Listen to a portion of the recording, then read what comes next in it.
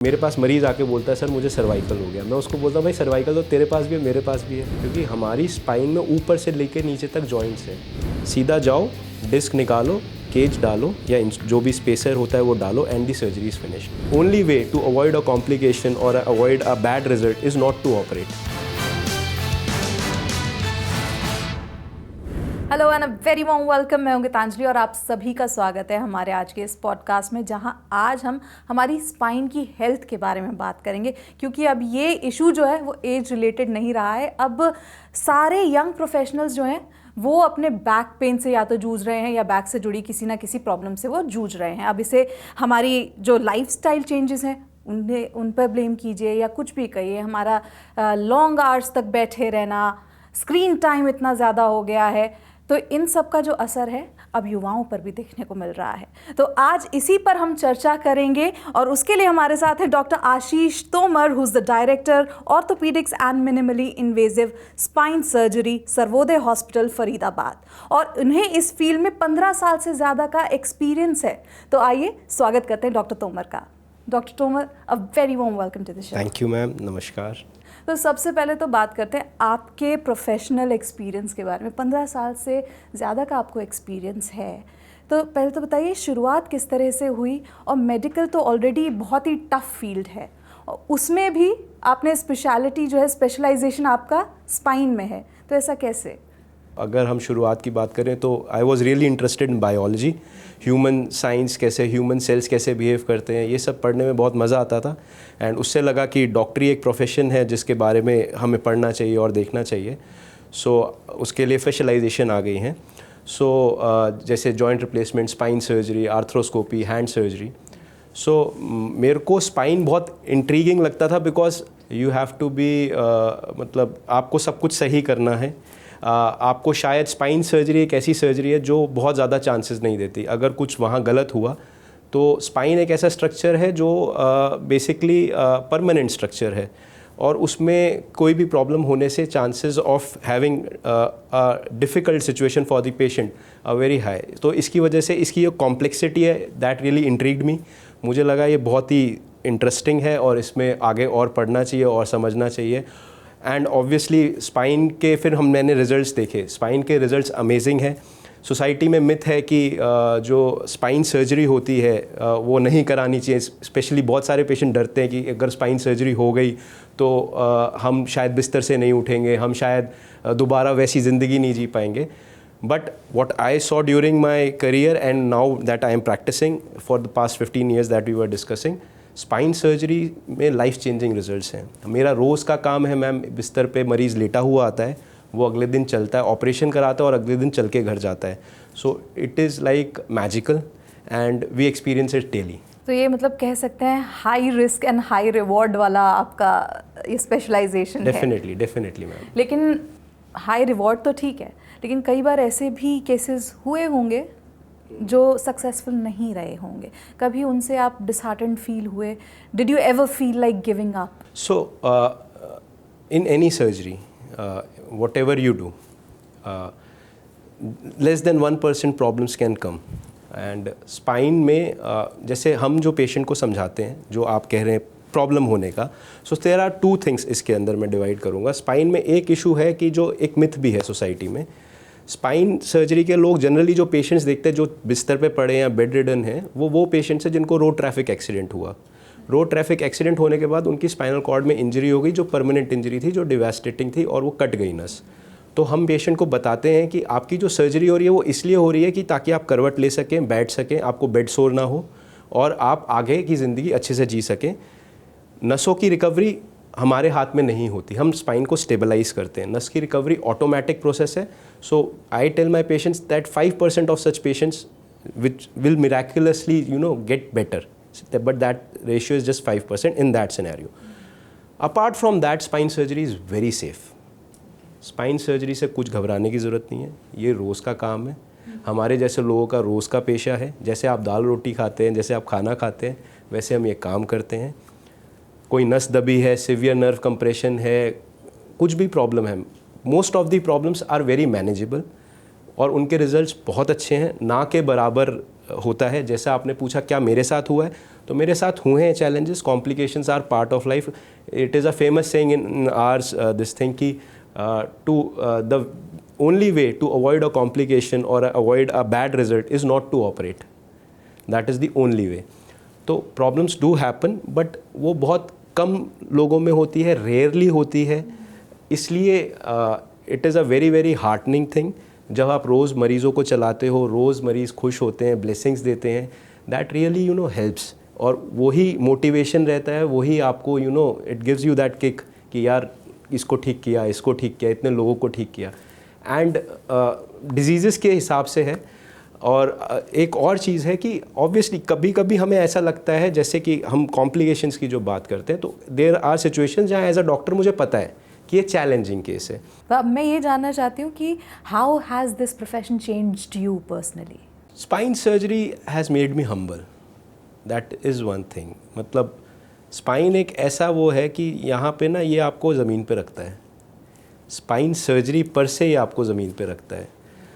So I am a person who believe कि आप मेहनत कर सकते हो, रिज़ल्ट आपको भगवान देता है। और जिस समय किसी को भी लगता है कि वो शायद भगवान हो गया है, उसी समय भगवान बता देता है कि तू इंसान है। राइट। तो चलिए अब बात करते हैं आज के टाइम की। स्पाइन में पहले भी बहुत दिक्कतें आती थी, लेकिन आजकल यंग प्रोफेशनल्स में या यंगस्टर्स में बहुत ही दिक्कतें देखने को मिल रही हैं। ऐसा क्यों है? So the main cause is obviously our lifestyle. We are more and more into laptops, mobile phones. गर्दन झुका के काम करते हैं, बैठे रहते हैं। So it is an interesting fact कि जब हम चलते हैं और लेटते हैं तब हमारी कमर में जो प्रेशर पड़ते हैं वो कम पड़ते हैं। जब हम बैठे रहते हैं तो हमारी कमर पे 7 गुना प्रेशर पड़ता है खड़े रहने से। तो इसलिए जब हम बैठे हुए हैं, दैट इज़ द टाइम कि जब सबसे ज़्यादा प्रेशर्स हैं कमर में और सबसे ज़्यादा प्रॉब्लम होने के चांसेस हैं। दूसरा इंटरेस्टिंग फैक्ट ये है कि 45 मिनट एक एज के बाद, 30-35 ईयर्स के बाद आपकी जो डिस्क है उसको 45 मिनट्स के बाद जो ब्लड सप्लाई मिलनी है वो आपकी मूवमेंट से मिलनी है। So if you are continuously sitting in one posture, जो हमारा सेडेंट्री लाइफस्टाइल हो गया, and not moving, not taking a break, maybe just a small break, just move yourself, उतना भी आपके डिस्क के लिए अच्छा रहेगा। तो वो नहीं मिल पाता बहुत सारे लोगों को। वो कंटिन्यूसली ट्रैवल करते हैं, ड्राइव करते हैं, रुकते नहीं हैं, उससे बैक में एक्सरसाइज नहीं करते। Obesity is a big problem. So हमारे आज की जनरेशन में मोटापा बढ़ता जा रहा है। मोटापे बढ़ने से आपकी कोर मसल्स वीक हो जाती हैं। कोर मसल्स, आगे कोर मसल्स है, पीछे इरेक्टर स्पाइन है और बैक मसल्स है। ये मसल्स उसको बीच में पकड़ के रखती हैं स्पाइन को। तो अगर आपकी कोर और बैक की मसल्स कमज़ोर हुई तो आपको प्रॉब्लम होगी। तो इसलिए पोस्चर का, मसल स्ट्रेंथनिंग का, हेल्दी लिविंग एंड ओबेसिटी ना होने का, हेल्दी वेट मेंटेन करने का बहुत बड़ा रोल है। और ये जो हम मोबाइल यूज़ कर रहे हैं, गर्दन झुका के घंटों काम करते हैं, cervical, actually it's a dustbin diagnosis. Cervical it's very common. सब मेरे पास मरीज़ आके बोलता है सर मुझे सर्वाइकल हो गया। मैं उसको बोलता हूँ भाई सर्वाइकल तो तेरे पास भी है, मेरे पास भी है, तुझे सर्वाइकल थोड़ी हो गया है। सर्वाइकल का जो डायग्नोसिस है वो सर्वाइकल, हम कहते हैं cervical PIVD, cervical spondylomyelopathy, cervical myelopathy, cervical stenosis, मतलब ये एक मेडिकल टर्म है। Spondylitis is just ageing of spine. So the common even doctors use this term, cervical spondylitis हो गया है आपको, that is nothing.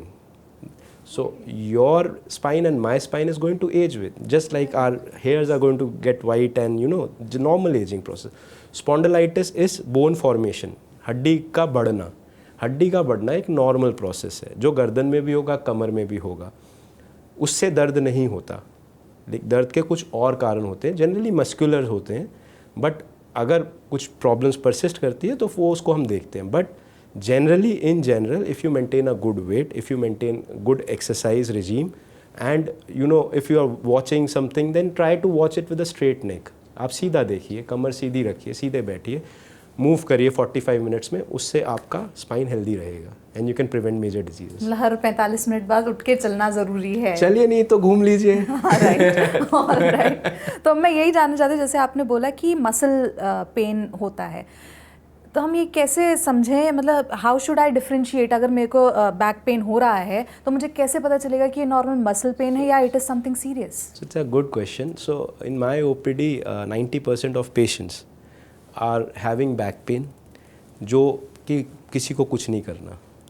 So generally muscular होता है. मस्कुलर में क्या है, लोकलाइज नहीं होता पेन, मतलब कोई एक स्पॉट नहीं होगा बैक में जहाँ पे दबाने पे दर्द है. अगर किसी एक स्पॉट पे बैक में दबाने पे दर्द है तो वो एक अलार्मिंग साइन है कि शायद इस एरिया में कुछ डिस्टर्बेंस है. जनरली आप पूछोगे ना बैक पेन वालों को और बोलोगे कि वो मसाज करते तो उनको अच्छा लगता है. तो if you are having some disease like infection, tuberculosis of spine which is quite common in our area, India में काफ़ी कॉमन है. तो ट्यूबरक्लोसिस और इन्फेक्शन है, ट्यूमर है, these are broad things that can be there. तो उनमें ना टेंडरनेस बोलते हैं हम, दबाने पे दर्द, दबाने पे लोकल एरिया में दर्द होता है. तो अगर किसी को परसिस्टेंटली दर्द हो रहा है तो that is us one sine की जो बता सकता है कि शायद इन्वेस्टिगेट करने की ज़रूरत है. इसके अलावा अगर बहुत लंबा चल रहा है दर्द, महीनों चल रहा है, तो उसको निगलेक्ट नहीं करना चाहिए, उसको इन्वेस्टिगेट कर लेना चाहिए. क्योंकि कई बार प्रॉब्लम्स निकल जाती हैं, वो टेंडरनेस तक नहीं पहुंचता, पहले ही दर्द हो रहा होता है. मस्कुलर पेन्स जनरली डिफ्यूज़ होते हैं, पेशेंट्स को डिफ्यूज़ एरिया में रहते हैं, लोकलाइज टेंडरनेस नहीं रहता, and they get better with stretching and exercises. एक और बहुत बड़ा जो बैक पेन का कारण है, नेक पेन का कारण है, जो मैं अपने ओपीडी में देख रहा हूँ और जो बढ़ता जा रहा है और जो शायद इग्नोर हो रहा है, general public, even doctors ignore it, is inflammatory arthritis. Inflammatory arthritis से मेरा मतलब है गठिया बाई. तो हम गठिया बाई से समझते हैं कि जोड़ों के दर्द में घुटने और हाथों के दर्द और कंधे के दर्द, इनको पब्लिक समझती है कि ये गठिया बाई है. लेकिन ये दर्दों के साथ कई बार गर्दन में और कमर में भी दर्द होता है, क्योंकि हमारी स्पाइन में ऊपर से लेकर नीचे तक जॉइंट्स हैं. There are so many joints तो वो सारे जॉइंट्स में अगर किसी को गठिया बाई की प्रॉब्लम है तो उसको स्पाइन के जॉइंट्स में भी इन्वॉल्वमेंट होने से जॉइंट पेन्स होता है. उसके लिए एक बहुत सिंपल हिस्ट्री जो हम पूछते हैं, मॉर्निंग स्टिफनेस. पेशेंट को सुबह उठ के आधा घंटा स्टिफ फील होता है, बैक स्टिफ फील होती है. तो दैट इज़ वन पेशेंट जिसको गठिया बाई के बारे में दिखाना चाहिए या इन्वेस्टिगेट करना चाहिए. एंड मेरे पास, जैसे मैंने बोला, बहुत मरीज़ आते हैं जिनको कोई गठिया बाई की समस्या होती है, मस्कुलर प्रॉब्लम होती है, and we just tell them exercises, physio, medicine, and they are good. तो आप जनरली, जैसे आप कह रहे हैं कि आप इतनी सारी आपने डिस्कस की बीमारियां, उन्हें आप मेडिसिन से और एक्सरसाइज से ठीक करते, तो आप सर्जरी किस केस में रेकमेंड करते हैं? सो स्पाइन की सर्जिकल पेशेंट की अगर हम बात करें, जो हम दूसरे डॉक्टर्स को भी समझाते हैं, कलीग्स को समझाते हैं, तो जो सबसे स्पाइन में क्या है, नसें जा रही हैं. स्पाइनल कॉर्ड इज़ नसों का प्रोटेक्टिव कवरिंग है.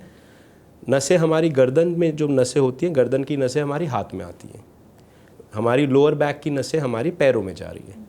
तो जब नस दबती है तो नस वो सिम्टम करती है. सिम्टम कैसे करेगी? अगर गर्दन में नस दबी होगी तो हाथों में दर्द जाएगा, पूरा रेडिएट करता है. So it is a mathematical thing. हम लोग कहते हैं डर्मेटोमल पैटर्न होता है कि C5 यहाँ है, C6 यहाँ है, C7 यहाँ है. तो लेवल्स होते हैं स्पाइन के. तो नर्व्स हैं, C5 नर्व यहाँ सप्लाई करती है, C6 यहाँ सप्लाई करती है. तो गर्दन से जहाँ पे जो नस दब रही है वहाँ जा रहा होता है. तो यू कैन जस्ट टेल, मतलब वो पेशेंट को गर्दन से दर्द हो रहा है, वो असहनीय दर्द है, पेशेंट को कमज़ोरी शुरू हो जाती है, नमनेस फील होती है.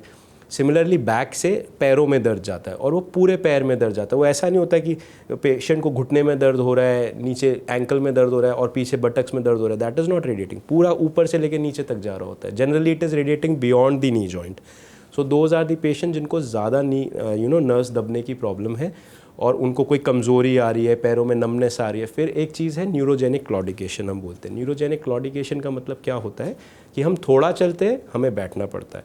तो स्पाइन का जो सबसे कॉमन प्रॉब्लम है वो एल्डरलीज में है, जिसको हम लंबर कनाल स्टेनोसिस बोलते हैं. लंबर कनाल स्टेनोसिस का मतलब कि कमर में जो स्पॉन्डिलाइटिस हो रहा था, हड्डी बढ़ रही थी, अब उसने नस को ही दबा दिया, रास्ता कम हो गया. तो रास्ता कम होता जाता है तो मरीज़ का चलना धीरे धीरे कम होता जाता है. सो पहले जो बूढ़े लोग होते थे उनके लिए जब वो चलना कम करते थे तो इलाज नहीं होते थे. आज की डेट में किसी को परेशान होने की ज़रूरत नहीं, हम सबको चला देते हैं. तो जैसे आप अभी इलाज की बात बता रहे थे, तो ये मिनिमली इन्वेजिव स्पाइन सर्जरी हम आजकल बहुत सुन रहे हैं, तो ये क्या है अगर मैं आपसे पूछना चाहूँ सिंपल शब्दों में? और एक और चीज़ कि ये ट्रेडिशनल ओपन सर्जरी से किस तरह से डिफरेंट है? Minimally invasive spine surgery actually my niche, और ये बहुत कमाल की चीज़ है। इसने रेवोल्यूशनाइज कर दिया है स्पाइन के ट्रीटमेंट को। तो होता क्या है, पहले जब हम स्पाइन सर्जरी करते थे तो हम एक सेंटर में इंसिजन देते थे, सारी मसल्स को काटते थे, सेपरेट मतलब एलिवेट करते थे रैदर, जो काट के या बर करके कॉटरी करके उसको हटाते हैं, अभी भी करते हैं ओपन सर्जरी में ये काम, और उसको फिर रिट्रैक्टर्स लगा के फिर सर्जरी शुरू होती थी। मतलब मसल्स को साइड में करके, स्किन को साइड में करके, फिर जब अब स्पाइन एक्सपोज हो गया तो अब उसको सर्जरी करते हैं। तो बहुत कुछ काट देते थे मसल्स, लिगामेंट्स, जो की ज़रूरत पड़ती थी। अब मिनिमली इन्वेजिव स्पाइन सर्जरी में क्या होता है कि हम जिस एरिया में बीमारी है ना, उसी एरिया को एड्रेस करते हैं। हम ना साइड, आगे पीछे, ऊपर नीचे की मसल्स नहीं काटते, कोलैटरल डैमेजेस नहीं होते। तो हमें जैसे हड्डी बढ़ गई है, हड्डी बढ़ गई या डिस्क की प्रॉब्लम है, डिस्क स्लिप हो गई है, तो हमें डिस्क स्लिप हो गई है तो स्लिप डिस्क निकालनी है, हमें ऊपर नीचे की हड्डियाँ नहीं काटनी, हमें लिगामेंट्स नहीं काटने। तो पहले उस डिस्क तक पहुँचने के लिए हम बहुत कुछ काट देते थे, उसको ओपन सर्जरी बोलते हैं। अभी क्या है, एंडोस्कोपी के द्वारा, माइक्रोस्कोप के द्वारा हम बहुत ही छोटे इंसिजन्स के साथ डायरेक्टली उस डिस्क पे जाते हैं, उसको निकाल देते हैं एंड सर्जरी ख़त्म हो जाती है।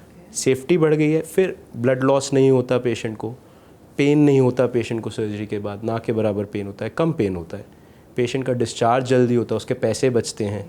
तो बहुत सारे एडवांटेजेस हैं। ओके, तो मतलब पेशेंट की रिकवरी भी जल्दी होती है, बहुत फास्ट होती है, बहुत फास्ट होती है। तो क्या ये जो मिनिमली इन्वेजिव स्पाइन सर्जरी है, ये सभी के लिए सूटेबल है या कुछ पर्टिकुलर उनको ही आप रेकमेंड करते हैं? ये सभी के लिए सूटेबल होता है। बीमारी को ज़रूर हम देखते हैं, कुछ चीज़ों में हम कई बार एड्रेस नहीं कर पाते, और इसमें भी मिनिमली इन्वेजिव स्पाइन सर्जरी में भी बहुत बड़ा स्पेक्ट्रम है। जैसे कन्वेंशनल स्पाइन सर्जरीज जो हम करते थे, सारी पीछे से करते हैं। पोस्टीरियर सर्जरीज लाइक स्पाइन पीछे से हम ऑपरेट करते हैं, बैक से, बैक है, बैक से ऑपरेट करते हैं। But we are in today's era, हम बहुत सारी सर्जरीज एंटीरियर भी करते हैं, हम साइड से जाते हैं, एब्डोमेन खोलते हैं, एब्डोमेन से जाते हैं, anterior spine surgeries which are very very minimally invasive actually. Why? Because natural plane है, सीधा जाओ, डिस्क निकालो, केज डालो या जो भी स्पेसर होता है वो डालो, and the surgery is finished. So उसमें क्या होता है कि बेसिकली उसका जो मैकेनिज्म है वो इनडायरेक्ट डीकम्प्रेशन पे वर्क करता है। सो बेसिकली स्पाइन में प्रॉब्लम क्या होती है कि नस दब जाती है। अभी नस को फ्री करना है, नस को फ्री करने का एक तरीका है, नस पे जाओ, उसको काटो, उसके आसपास के एरिया को फ्री कर दो, नस को ऊपर से नीचे हड्डी काट के फ्री कर दो, जो हम conventional posterior minimally invasive surgery में भी वही करते हैं। तो पहले तो मसल डिसेक्ट करते थे, उससे हम ट्यूब्स में आ गए, एंडोस्कोप में आ गए, अब हम उसी एरिया में जाके उतना ही काटते हैं। लेकिन अगर हमें उसको नहीं भी काटना है तो भी ऑप्शंस हैं हमारे पास। वो क्या ऑप्शंस है? Anterior spine surgery. उसमें हम क्या करते हैं, हम जाते हैं लैटरल सर्जरी, एंटीरियर जाते हैं, हम डिस्क निकालते हैं एंड केजेस आते हैं। केजेस इज़ अ स्पेसर, डिस्क की जगह लेने वाला स्पेसर। तो क्या हो रहा है, जब हमारी एजिंग से क्या होता है, बेसिकली स्पाइन में जनरली जो पेशेंट्स, जो मोस्ट कॉमन पेशेंट, जैसे मैंने लंबर कैनाल स्टेनोसिस बोला, वो एजिंग की प्रॉब्लम होती है। तो उसमें क्या होता है, डिस्क जैसे जैसे हम बूढ़े होते हैं, डिस्क जो है अपनी हाइट छोटी करती जाती है, डिस्क की हाइट छोटी होती जाती है। जब डिस्क की हाइट छोटी होती है तो पीछे नस का रास्ता छोटा हो जाता है और हड्डी बढ़ रही होती है। तो इन दोनों चीज़ों की वजह से जो है नस दब जाती है और दर्द शुरू हो जाता है। तो एंटीरियर सर्जरी में, एंटीरियर मिनिमली इन्वेजिव सर्जरी में हम जब केज डालते हैं, वो जैक, एक गाड़ी में जैसे जैक होता है वो जैक लगा देते हैं। मतलब आप रिवर्स एजिंग भी कर रहे हैं? रिवर्स एजिंग एक तरह से। तो ये कौन कौन सी ऐसी कंडीशंस हैं जिसमें ये मिनिमली इन्वेजिव सर्जरी जो है वो ऑप्शन होता है? जैसा मैंने कहा, मिनिमली इन्वेजिव सर्जरी ऑलमोस्ट सभी जगह करते हैं हम यूज़ आज की डेट में।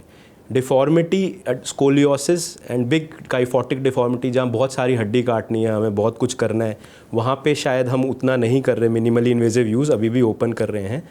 But in fact in deformity, degenerative या adult deformity is revolutionised by minimally invasive surgery. पहले बूढ़े लोगों की जो डिफॉर्मिटी हम करते थे या डिजेनरेटिव स्कोलियोसिस करते थे, उसमें प्रॉब्लम ये थी, 1.5-2 लीटर ब्लड लॉस हो जाता था ओपन सर्जरी में। अब 75-80 साल के बंदे का 1.5-2 लीटर ब्लड लॉस हो जाए तो वो तो वैसे ही उसका मुश्किल हो जाता था, तो बॉडी नहीं सह पाएगी। बट अभी जो मैं जैसे आपको एंटीरियर सर्जरी बता रहा हूँ, इसमें हम इसको यूज़ करते हैं, इट इज़ ओलिफ बोलते हैं हम इसको, oblique lumbar inter body fusion. So this has revolutionised adult degen deformity. हम मिनिमली इन्वेजिव करते हैं वो सर्जरी, वो 2 लीटर ब्लड लॉस 100 ml पे आ गया। अभी हम 100 ml ब्लड लॉस में केज डाल के पीछे से परक्यूटेनियस स्क्रू डालते हैं, आगे से केज डालते हैं, पूरी डिफॉर्मिटी करेक्ट हो जाती है एंड मैजिकल रिजल्ट्स हैं। तो जैसे आप ही खुद बता रहे थे कि एज के साथ जो है लोगों की स्पाइन जो है वो झुकने लगती है, टेढ़ी होने लगती है, उसके पीछे रीज़न क्या है? एजिंग जो है अपने आप में जो एजिंग प्रोसेस होता है उसमें क्या होता है कि हड्डियों का घिसाव हो रहा है, जो जोड़ है बेसिकली जॉइंट्स है ना, जॉइंट्स घिस रहे हैं, डिस्क भी नैरो हो रही है। तो डिस्क के हमारा जो नॉर्मल कर्वेचर है बॉडी का वो एस शेप है। सो हमारा लोअर बैक में जो है it is like an S like this. तो हमारा लोअर बैक में अंदर की तरफ को लॉर्डोसिस बोलते हैं हम उसको, थोरैसिक स्पाइन में काइफोसिस है, फिर सर्वाइकल स्पाइन में फिर लॉर्डोसिस है। तो it is a S shape curve and उससे क्या हो रहा है, हमारे पेल्विस पे वज़न आ रहा है और उससे हमारा वेट बेयरिंग हो रहा है। अब एडल्ट स्पाइन में क्या होता है या जब एजिंग के साथ क्या होता है, ये जो लॉर्डोसिस है ये फ्लैट हो जाता है, डिस्क छोटी होती जाती है। पेशेंट्स को कई बार ऑस्टियोपोरोटिक फ्रैक्चर्स हो जाते हैं, फ्रैक्चर हो जाते हैं, हड्डियाँ कमज़ोर हो गई, ऑस्टियोपोरोसिस, उसके साथ फिर फ्रैक्चर्स हो गए, वो फ्रैक्चर होने से हड्डी आगे से दब जाती है। तो इन सब कारणों से बेसिकली पेशेंट को हंच आगे बेंडिंग फॉरवर्ड, हंच बैक जो आप देखते हो आगे कूबड़ निकल के झुक के चलते हैं, वो इसकी वजह से हो जाता है। ओके और अगर जैसे हम अभी स्पाइन डिफॉर्मिटी की बात कर रहे थे, कितना इफ़ेक्टिव है वो ये सर्जरी उसे ठीक करने में? स्पाइन डिफॉर्मिटी में अगर दो तरह की वो होती है क्लासिफिकेशंस। एक तो बच्चे वाला है स्पाइन डिफॉर्मिटी जिसको हम कॉन्जेनाइटल स्कोलियोसिस, जिसके अंदर कोई हड्डी का डिफेक्ट हो गया, पैदाइशी ही डिफेक्ट है, हड्डी एक तरफ से बनी है एक तरफ से बनी ही नहीं, वर्टिब्रल बॉडी। तो जिस तरफ से बनी है उस तरफ से ग्रोथ होती रहेगी, जहाँ पे बनी नहीं है वहाँ ग्रोथ होगी नहीं, तो एक साइड में बेंड हो जाएगा। So that is one of the causes of scoliosis, hemivertebra. फिर कॉन्जेनाइटल बार होते हैं कि वो हड्डी आपस में चिपकी पड़ी है, एक साइड से हड्डी बनी भी नहीं और चिपक भी गई, तो उससे भी ग्रोथ में, तो ये बेसिक कारण होते हैं जिसको कॉन्जेनाइटल स्कोलियोसिस बोलते हैं। और जो कैटेगरी का स्कोलियोसिस होता है, एक होता है एडोलेसेंट इडियोपैथिक स्कोलियोसिस या जो इडियोपैथिक स्कोलियोसिस। इडियोपैथिक जो हम वर्ड यूज़ करते हैं, इसका मतलब किसी को नहीं पता क्यों हुआ। When we doctors use idiopathic, तो इसका मतलब है कि किसी को कुछ नहीं पता क्यों हुआ। तो स्कोलियोसिस अपने आप भी हो जाता है, डिफॉर्मिटी अपने आप भी हो जाता है, and it is more common in girls than males. Adolescent idiopathic scoliosis the commonest form of scoliosis. तो डॉक्टर आपने स्कोलियोसिस की जैसे बात की थी, तो लेमन लैंग्वेज में अगर मैं आपसे जानना चाहूँ तो स्कोलियोसिस है क्या, इसे कैसे आइडेंटिफाई किया जाए और ये किन एज ग्रुप्स को ज़्यादा प्रभावित करता है? स्कोलियोसिस से रेदर मैं बात करूँगा डिफॉर्मिटी ऑफ स्पाइन की। तो डिफॉर्मिटी ऑफ स्पाइन दो तरह की होती है, एक हम स्कोलियोसिस बोलते हैं उसको और एक काइफोसिस बोलते हैं। स्कोलियोसिस का मतलब है कि जैसे हम सामने से किसी की बैक देख रहे हैं, फ्रंटल प्लेन बोलते हैं, हम सामने से किसी बैक को देखते हैं, तो सी या एस शेप में अगर बैक मुड़ी हो तो उसको हम स्कोलियोसिस बोलते हैं। वहीं अगर किसी को आप साइड से देखो और वो अगर आगे को पूरा झुका हो, जिसको हम कॉमन टर्म में कूबड़ कहते हैं, जैसे मंथरा को कूबड़ था, इट्स वेरी फेमस रामायण में, तो उसको काइफोसिस बोलते हैं। तो अगर हम स्कोलियोसिस की पर से बात करें तो scoliosis can be in children, बच्चों में हो सकता है, बच्चों में अप टू 18 ईयर्स टाइप, और बड़ों में भी होता है। तो बच्चों के अगर हम स्कोलियोसिस की बात करें तो डिफरेंट टाइप ऑफ स्कोलियोसिस हैं, जैसे कॉन्जेनाइटल स्कोली। कॉन्जेनाइटल स्कोली में क्या है, रीढ़ की हड्डी की बनावट में प्रॉब्लम आ गई, पैदाइशी प्रॉब्लम है, आधी रीढ़ की हड्डी बनी और आधी नहीं बनी। तो जो बनने वाले एरिया है वहाँ वो ग्रो कर जाएगा, कर्व उस साइड को बन जाएगा, दूसरी साइड नहीं बनेगा। किसी को कॉन्जेनाइटल बार्स बोलते हैं, 2-3 हड्डियाँ चिपक गई, वहाँ ग्रोथ नहीं हो रही, दूसरी साइड ग्रोथ हो रही है, तो एक तरफ को भाग जाएगा। तो ये डिफरेंट कारण है कॉन्जेनाइटल स्कोलियोसिस के। ये वाला स्कोलियोसिस बहुत जल्दी आता है, बच्चों में पैदा होते ही इसके लक्षण दिखने लगते हैं, बहुत ही छोटे बच्चों में। New born baby can also present with scoliosis. तो पेरेंट्स कैसे आइडेंटिफाई करें कि उनके बच्चे में स्कोलियोसिस जो है वो डेवलप हो रहा है और कब उन्हें डॉक्टर के पास जाना चाहिए? तो स्कोलियोसिस को आइडेंटिफाई करने के लिए हमें बच्चों का शोल्डर लेवल्स देखना चाहिए। बच्चों का कोई शोल्डर अगर ऊपर नीचे है तो हमें ध्यान देना है। कमर से जब हम देख रहे हैं तो हमें जैसे मिड लाइन, एक बीच में एक सेंट्रल सिंगल स्ट्रेट लाइन जाते हुए दिखता है, अगर कोई कर्व दिखता है तो वो हमें ध्यान देना। आगे झुकने से कोई हम्प निकल रहा है, जिसे हम रिब हम्प बोलते हैं, एक साइड पे रिब हम्प निकलता है, तो हमें देखना है स्कोलियोसिस। या बेंड, लोअर लंबर कर्व्स में कमर ही एक तरफ को बेंड होती है, उसको भी उस तरीके से हम आइडेंटिफाई कर सकते हैं। अब अगर आपको पता चल गया कि पेरेंट्स को पता चल गया कि यार कुछ तो दिक्कत लग रहा है, so the next step is to go to a doctor and get an X-ray done. जब हम एक्सरे देखते हैं तो पेशेंट का एक्सरे कराने के बाद हम उसका स्कोलियोसिस मेजर करते हैं। स्कोलियोसिस को मेजर करने के लिए एंगल्स, जो एंगल होता है उसे कॉब्स एंगल बोलते हैं। It is a mathematical formula. हम उसको कंप्यूटर में, हमारे पास सॉफ्टवेयर्स हैं, उससे हमें पता चल जाता है कि कितना कॉब्स एंगल है। अब स्कोलियोसिस का आगे का सारा ट्रीटमेंट इस कॉब्स एंगल पे डिपेंड करता है। कॉब्स एंगल अगर 25 डिग्री तक कॉब्स एंगल को हम नॉर्मल मानते हैं, 10 डिग्री से कम नॉर्मल बोलते हैं। 10 से 25 डिग्री में भी हमें कुछ करना नहीं है, बच्चे को एक्सरसाइज करने दो, खेलने दो, ये सब चीज़ें करने दो। एक्सरसाइज के प्लस माइनस बोलते हैं कि स्लो करता है progression. So doing an exercise और physiotherapy is good. It is not, at least it is not harming. Muscle strengthen कर रहा है तो बेटर ही करेगा और प्रोग्रेस शायद रोकेगा। तो 25 डिग्री तक तो हमें यही करना है। 25 से 40 डिग्री के अंदर हम ब्रेसिंग करते हैं बच्चे की। ब्रेसिंग का मतलब होता है बेल्ट्स आती हैं जो कमर को एक तरफ से धक्का दे के सपोर्ट करती हैं। वो ब्रेस बच्चे को 18 घंटे तक दिन में आइडियली पहनना चाहिए। 24 आवर्स में से 18 आवर्स पहनना चाहिए। कपड़ों के अंदर बच्चे पहन सकते हैं उस ब्रेस को, और वो बेल्ट पहन के रहना होता है। उसका फ़ायदा ये होता है कि बच्चे का हम ये अच्छी कोशिश कर रहे हैं कि जैसे बच्चे की हाइट बढ़ रही है ये प्रोग्रेस ना करे। तो अगर वो प्रोग्रेस नहीं, मान लीजिए प्रोग्रेस करता भी है, तो at least we the intervention will be at a later stage.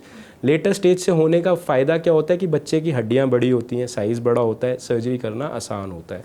तो bracing is a good form of treatment for 25 to 40 degree. देखिए, हम इतने भारी भारी बैग्स हैं जो बच्चे उठाते हैं, क्या वो भी इसकी वजह हो सकते हैं? सो भारी बैग से पर से स्कोलियोसिस नहीं होता है। मसल फटीग होने से बैक पेन ज़रूर बच्चों को हो सकता है, but it will not cause scoliosis पर से। पोस्चर से, भारी बैग उठाने से बैक पेन की प्रॉब्लम ज़रूर हो सकती है, लेकिन स्कोलियोसिस नहीं होता है भारी बैग उठाने से। और जैसे अभी आपने ब्रेसिंग की बात करी थी, तो उससे मेरे दिमाग में एक इमेज आई, या जिम्स में हम देखते हैं जो लोग हैं वो डेड लिफ्ट करने चलते हैं, बेल्ट लगा लेते हैं।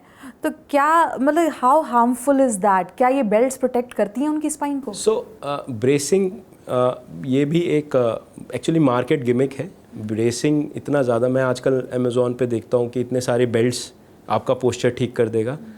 भाई आप ब्रेस यूज़ कर रहे हो, एक चीज़ कॉन्सेप्ट है disuse atrophy of muscles. Disuse atrophy का मतलब है कि अगर आप अपनी मांसपेशी को यूज़ नहीं करोगे तो वो पतली पड़ जाएगी। यही जिम का भी कॉन्सेप्ट है, आप मांसपेशी को यूज़ करते हो और वो हाइपरट्रॉफी होती है। तो आप जितने भी ब्रेसेस यूज़ कर रहे हैं, स्कोलियोसिस में हम डिफरेंट रीज़न से ब्रेस यूज़ करते हैं क्योंकि हम धक्का दे के रख रहे हैं, बट इन जनरल लोग मतलब एक फ़ैशन मानते हैं, बैक पेन है ब्रेस लगा लेते हैं। तो ब्रेस लगाना उनको फ़ायदा नहीं कर रहा, उनको नुकसान कर रहा है। उनका back pain is going to become persistent. आपको ब्रेस हटा के कसरत करने की ज़रूरत है। बैक पेन का अगर कोई स्ट्रक्चरल कारण है, जैसे कि इन्फेक्शन हो गया, कोई आपको हड्डी खिसका हुआ, स्पॉन्डिलोलिस्थेसिस, स्पॉन्डिलोलाइसिस, जिसमें हड्डी खिसका होता है, मतलब back pain because spine stable नहीं है। इन लेमैन में समझाऊँ तो स्टेबल ही नहीं है, रीढ़ की हड्डी स्टेबल नहीं है, खिसक रही है। अब वो इन्फेक्शन की वजह से खिसक रही है, हड्डी में कोई पीछे से डिफेक्ट है उसकी वजह से खिसक रही है, कोई कैंसर की वजह से खिसक रही है, लेकिन हड्डी स्टेबल नहीं है, फ्रैक्चर की वजह से खिसक रही है। तो वहाँ पे अगर खिसक रही है तो वो दर्द करेगा, वो दर्द कभी नहीं जाने वाला बिना सर्जरी के। जैसे सर्जरी की हम बात कर रहे थे, तो क्या कोई लाइफ लॉन्ग रिस्ट्रिक्शंस होते हैं सर्जरी के बाद जो पेशेंट को बोले जाते हैं? 3 months सो इन यूजुअल स्पाइन सर्जरी। सो स्पाइन सर्जरी में मोटा मोटी जो अगर एक डिस्क कॉमन सर्जरी है जिसका थोड़ा सा पोस्ट ऑप प्रोटोकॉल अलग है। डिस्क में तो हम 2 हफ्ते, मतलब पेशेंट नेक्स्ट डे से चलता है। It's a surgery day care procedure. Surgery होती है, मरीज़ अगले दिन नॉर्मल हो जाता है, बहुत पेन में आता है, मैजिकली पेन चला जाता है, अगले दिन जाता है और उसको हम बोलते हैं तुम काम पे जाओ। 2 हफ्ते के बाद हम एक्सरसाइज बताते हैं, 1 महीने का फॉरवर्ड बेंडिंग और लिफ्टिंग वेट अवॉइड करना होता है, उसके बाद जो मर्जी करो। अच्छा, तो रिकवरी जल्दी ही हो जाती है, डरने की जरूरत नहीं है। लेकिन 3 महीने डॉक्टर के पास टाइम पे पहुंचना बहुत ज़रूरी है। बहुत ज़रूरी है। लोग वही डिले करते हैं, तो उससे क्या फ़र्क पड़ता है, क्या असर होता है आउटकम पर? As we started, spine is permanent. Spine में आपको डेफिसिट हो गया तो वो परमानेंट है। अगर आपकी नस ख़राब हो गई तो आपको मैं कभी ये नहीं बोल पाऊँगा कि मैं सर्जरी करूँगा आप ठीक ही हो जाओगे। ये एक सबसे बड़ी प्रॉब्लम है स्पाइन सर्जरी की। मतलब कि अगर आपका ये हाथ काम नहीं कर रहा, your shoulder is not working आपकी डिस्क की वजह से, हाँ बेटर हो जाएगा, ठीक भी हो जाता है, 90% में ठीक हो जाता है, लेकिन गारंटी नहीं है कि ठीक होगा कि नहीं होगा। तो इसलिए स्पाइन के अंदर timing is very important. Scoliosis deformity में भी हमने यही बात करी। नसें अगर ख़राब हो रही हैं तो लेके मत बैठे रहो। सर्वाइकल स्पॉन्डिलोमाइलोपैथी होती है एक बीमारी, अडल्ट्स में होती है। ये पेशेंट क्या होता है, पहले क्लम्जीनेस ऑफ गेट के साथ प्रेजेंट करते हैं, मतलब चलने में उनको जकड़न लगती है, शरीर जकड़ जाता है, चलने में वो जकड़े से, दैट इज स्टेज 1। फिर वो उनका जो अपने आप नॉर्मल चलना है, सपोर्ट चप्पलें छूट रही होती हैं, फिर वो वॉकर से चलना शुरू करते हैं, दैट इज स्टेज 2। फिर वो वॉकर से बिस्तर पे आ जाते हैं, दैट इज स्टेज 3। तो पेशेंट को सालों मिलते हैं, सालों। ये बहुत स्लो प्रोसेस है, ये बहुत जल्दी नहीं हो रहा, ये बहुत स्लो प्रोसेस है, सालों निगलेक्ट होता है वो। So basically you can only do your part, और Yes. आप उन्हें गाइड कर सकते हैं, लेकिन रिकवरी जो है वो पूरी it's in the gods hands. Alright, तो अगर मैं अपने डेली लाइफस्टाइल की बात करूं तो कौन सी ऐसी वजह है जो हमारी स्पाइन को कमज़ोर बना देती हैं, क्या वजह हैं वो? और अगर आप एडवाइस करना चाहें हमारे जो भी दर्शक हमें देख रहे हैं, उन्हें अपनी स्पाइन को हेल्दी रखने के लिए उन्हें क्या क्या चीज़ों का ध्यान रखना चाहिए? जैसे इस पे मैंने एक वीडियो भी बनाया हुआ है एक्सरसाइजेस का, मेरे नाम से अगर आप सर्च करेंगे तो मिल जाएगा। उसमें हमने 4-5 और भी ऑर्थोपेडिक्स की जनरल एक्सरसाइजेस बताई हैं, but we teach around 4 exercises, जिसमें एक भुजंग आसन है, एक ब्रिज है, कोर के लिए साइकिलिंग है और straight leg raises. So these 4 simple exercises, you do it daily, और आप आधा घंटा वॉक करो दिन में, that is sufficient for your back. आपको नहीं होनी चाहिए कोई प्रॉब्लम, आपकी मसल्स इतनी स्ट्रेंथन रहेगी कि वो आपकी बैक को बचा के रखेगी। बाकी अनटूवर्ड्स इंसिडेंट्स तो किसी के साथ भी हो सकते हैं। उसमें क्या प्रॉब्लम है, डिस्क एक बहुत कॉमन चीज़ है जो अनटूवर्ड होती है। अब डिस्क क्यों होती है, वो एक एवोल्यूशनरी प्रॉब्लम है। हम लोग पहले जब हम एवोल्यूशन हुआ है हमारा 4 लेग्ड एनिमल से, 4 आगे झुके हुए थे, 4 उस पर चलते थे। अब हम सीधे खड़े हो गए। जब हम सीधे खड़े हुए हैं, हमारी कमर का जो पीछे का हिस्सा है डिस्क का, वो कमज़ोर रह गया, वो कमज़ोर छूट गया है, वो कमज़ोर है। इसकी वजह से जब उस पर प्रेशर आता है वो फट जाता है, और डिस्क एक मटेरियल होता है अंदर जो बाहर आके नस को दबा देता है। So that is how slip disc या डिस्क प्रोलैप्स जो हम कॉमनली कहते हैं, वो प्रॉब्लम अनटूवर्डली हो जाती है। बट अगर आप अपनी फिर भी मसल्स को स्ट्रेंथन करें तो risk are very less. So exercise daily, walk करो आधा घंटा, दैट शुड बी फाइन। और अगर अब हम बात करें कॉम्प्लेक्स स्पाइन सर्जरी की, तो वो क्या है, और क्या ये जो सिवियर स्पाइन डिफॉर्मिटीज़ हैं उन्हें करेक्ट करता है? So complex spine surgery is also one of the things that is very close to my heart, because अब क्या है, सर्जरी स्पाइन ना इवॉल्व हुआ है पिछले कुछ साल, मतलब पिछले 10-15-20 साल में बहुत ज़्यादा इवॉल्व हुआ है। उससे पहले जब हमारे पास इनफैक्ट जैसे हम स्क्रू डालते हैं, ये अभी कुछ 25-30-50-40 साल पहले ही आया है जो पेडिकल स्क्रू कॉमनली डालते, उससे पहले तो कुछ था ही नहीं स्टेबलाइज करने के लिए, या बहुत वैसी टेक्निक्स थी जो बहुत स्ट्रॉन्ग नहीं थी।